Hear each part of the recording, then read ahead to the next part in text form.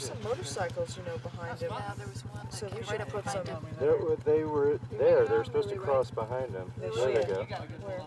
Production went smoothly because Mimi was a good general. You know, it was just everybody knew what they had to do. We shot a lot of Deep Impact on location. We shot in Virginia, we shot in D.C., and it's always hard to shoot in D.C. It's very difficult because there's lots of restrictions. And they took over a bridge on a Sunday. I couldn't believe what a film company was capable of doing. And if I'd been a citizen of Washington, I would have led a parade. It was just, it was appalling. We owned this bridge for a day. I don't think they let any traffic through because they had so many stunts that they were doing on it. And, you know, and then you look at the film and it's all of 15 seconds.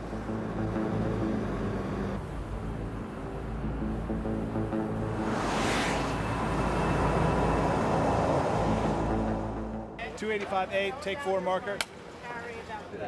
Action. All right, let's shoot it, please. New York, I had just filmed a humongous chase sequence in New York for Peacemaker. And it was really interesting because I remember I was, you know, walking through the streets of New York shooting. And all these extras started, "Hey, Mimi, how you doing?" It was like the same group of people that I had worked with, or a lot of them.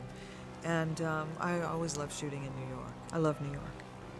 And then we shot The Comet, which was a movie onto itself.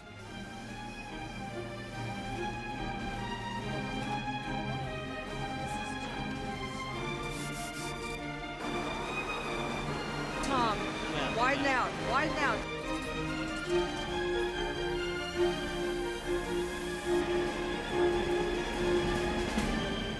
I've had enough being an astronaut after this one, I think. I would rather maybe be in one maybe less realistic than this. We talked about special training for the astronauts. We really didn't do any. We actually didn't have the time for it. And so, you know, they sort of just jumped in, and it was a very tiresome, grueling experience for them because they were in these spacesuits where, you know, they couldn't go to the bathroom for hours. They were hanging off of wires. They were on a spaceship that was hanging off of wires. And we literally were hanging our actors. And so, you know, I had come off Peacemaker where I had done some visual effects. But in this film, I was really jumping in to the deep end. A big part of my job is to be right there with Mimi all the time, you know, providing support and providing advice and also helping her solve problems every minute of the day when they come up. I mean, we can take the top of the arch out. As the wave gets closer and closer, the flag's blowing back, goes out of the frame. That would be wonderful. Tree squirrels landing everywhere. That's wonderful. And so we'll do a straight version like this. Yep. Then we'll just do. And there were always lots of questions for me. Well, what do you think you're going to need? And at times you don't know what you're going to need. I started showing different artwork to Mimi like after a couple of weeks after we got involved with this movie. And I can't even tell you how many color variations. The palette that we went through was, you know, everything from green to blue to orange to red and everything. And we were designing that comet even as the shots were going into progress because I would not like something or Mimi would not like something, or as she cut in shots, it didn't work. And there was a point in time, I remember 3/4 of the way through our production, Dick Zanuck called up and he said, you know, I think we've got to make this thing look meaner and make it look more fierce, even though we've been true to science. And I said, you know, I couldn't agree with you more. So we started stripping away the vapor to show more of the rock and that sort of thing. And actually, one fellow that I've worked with a long time, Joel Aaron, he was working on the Comet at that time, and I said, you know what, let's put in a really mean face in there. So there's actually a little face in there on the front of the Comet, and it's been kind of pulled away and sculpted away so that you could see a little bit more of that. It was truly a process. You couldn't start the movie thinking, knowing what you would end up with. You had an idea. You had a blueprint. If we have some storyboards that kind of represent each of the cuts, and Mimi likes that, then we're ready to do the next step, which is go into animatics, where we actually animate these. And we don't do it for every shot, but maybe certain shots and really important shots where it's a little bit hard to visually figure out. Sometimes the storyboard is very clear, and that's good. But if you have a movement or something like a ship landing, and you need to know more, what would the camera angle be? How high should the camera be off the side, the surface? Should it be sitting on the surface? See it tilt down. You know, you play with all those things just like if there was a real camera there. And then we, once again, show that to Mimi, and she cuts it in, and they decide, is that the look that they want? And these are all steps that are supposed to save money so that you arrive at what the idea will be sooner rather than later, because it's a lot more expensive to change the shot later. And, you know, as there were budget restrictions, you would lose visual effects and try and do it practically. And Les Dilly, our production designer, built this comet that took over the entire stage of Stage 15 at Paramount. And I was filming one aspect of the show, of the movie, and he brought me over at lunch to Paramount to look at the beginning stages, and it was all built out of some sort of styrofoam, and it looked so silly.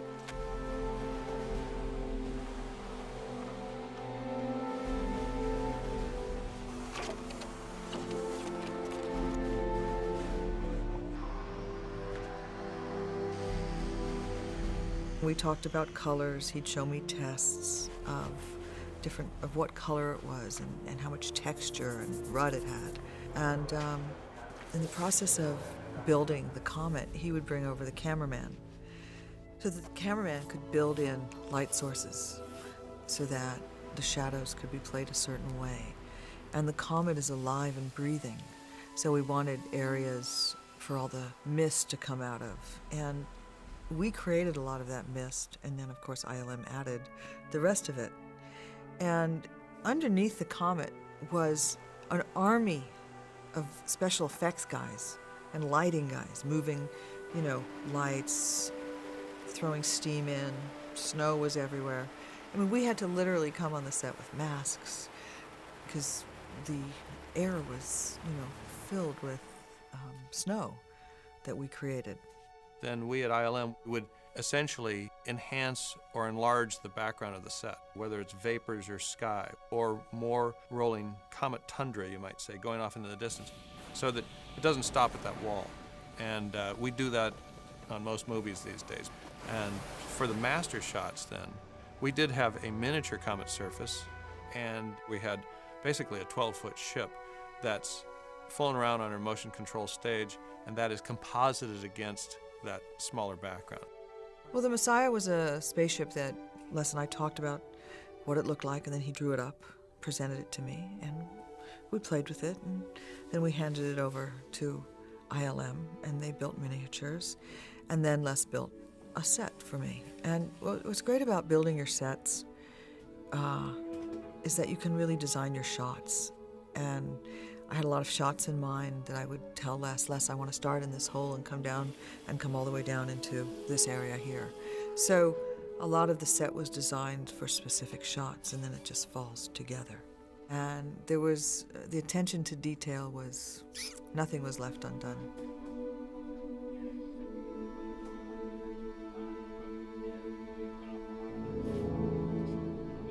In the original version of the script, I had images of people trying to get out of Manhattan and the people with kayaks trying to get across to New Jersey just so they could get some possibility of moving inland. And those images were, for me, very large and very, very compelling. I think Mimi got enormous mileage out of the images that she has, and the destruction of New York is terribly disturbing. And I think that if it had been bigger, I don't know if people could have handled it, but what I had in my own mind as I was writing it was pretty large and very, very, very disturbing. I had a more elaborate set of stunts going on in the wave, which I think would have taken away from the horror of it, because I wanted to have whales, steamships. I wanted to have a couple of surfers. I think I'd written this in an earlier draft, which everybody nixed immediately. I had imagined all of Brooklyn lining the shores, all of these people who had literally nowhere to go, nowhere to run. And so people, rather than sitting in their homes, they came to the shores in masses of numbers, and hundreds of thousands of people stand there looking out at the world, looking out at the ocean, and then they see the wave and they all reach out to each other hand upon hand, people who never met each other, who never knew each other, all together in this last one gasp of a moment, and then the huge wave overtakes them all. But for me, the film felt like they should be alone. You know, when that picture was taken, when Vanessa Redgrave's character takes this photograph, they're alone on the beach. And I felt that it was very symbolic and far more emotional and far more gratifying to see the resolution of this relationship on the beach, alone, and not in a party atmosphere. I've missed you since then.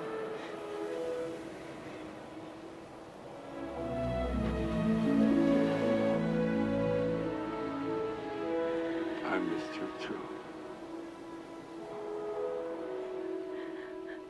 Then we had to produce the sad image of the giant wave coming in from the background and add that into the landscape. So we had to design the wave. Is it bluish? Is it greenish? How much foam does it have? How fast is it? And so these were really great discussions we had. We developed the character of the wave. I wanted so badly to be able to go out and shoot some water, but there was no way, because just a very rudimentary test showed that there's no way it would fit in. So everything that we did was a created wave using really difficult programming. We had people working on trying to create software for close to 7 months. And I remember there's a shot also when the water pulls back off the sand. Chris Townsend, a CG artist, he worked on that shot close to 5 months. And this was all new territory long before Perfect Storm came along, and we were kind of a stepping stone in the progression of films that were going to be doing more and more computer graphics water.